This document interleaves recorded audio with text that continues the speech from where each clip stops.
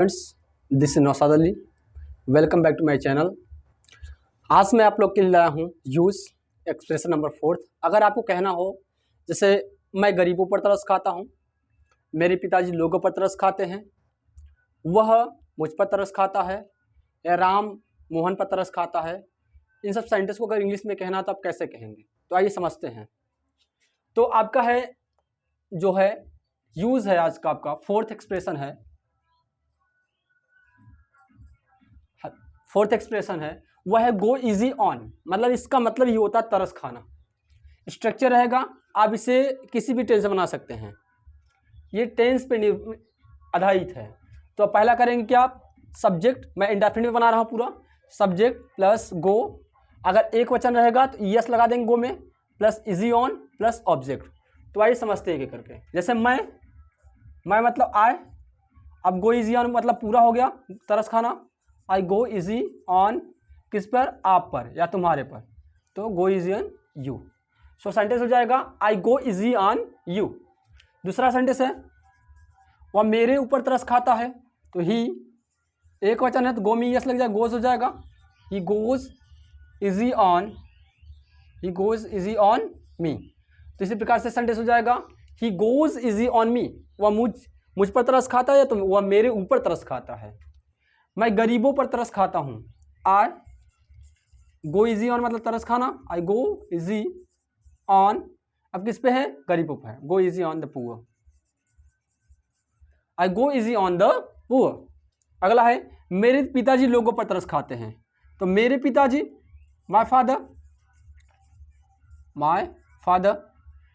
अब एक वचन माय फादर तो इसमें लग जाए goes, my father goes easy on people.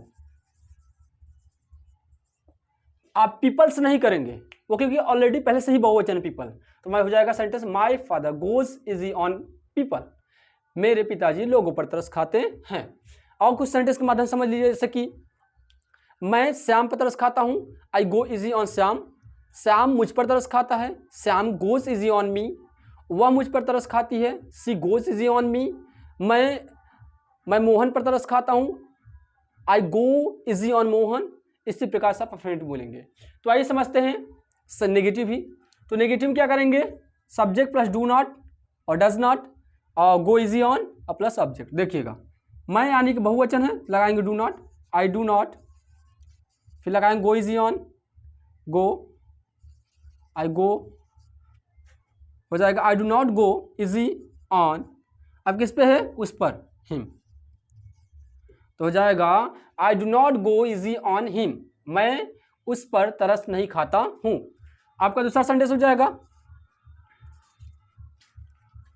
आपका पहला सेंटेंस ये हो गया मैं उस पर तरस नहीं खाता हूं, तो हो जाएगा I do not go easy on him.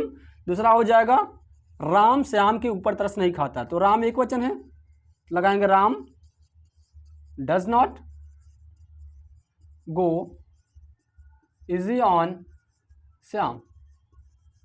ये आपका सेंटेंस हो गया Ram does not go easy on Shyam. मैं गरीबों पर तरस नहीं खाता हूं, I do not go easy on the poor.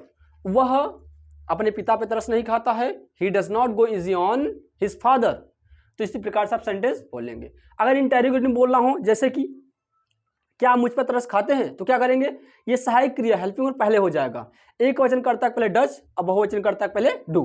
तो ऐसे समझते हैं, जैसे कि क्या तुम मुझ पर तरस खाते हो, do you go easy on मी। क्या वह श्याम पर तरस खाता है, does he go easy on Shyam. क्या मोहन रोहन पर तरस खाता है, does Mohan go easy on Rohan. इसी प्रकार से आप बोलेंगे, ठीक है। तो अब हम मिलेंगे आपसे नेक्स्ट एक्सप्रेशन में, नेक्स्ट वीडियो में। तब तक के लिए बाय बाय।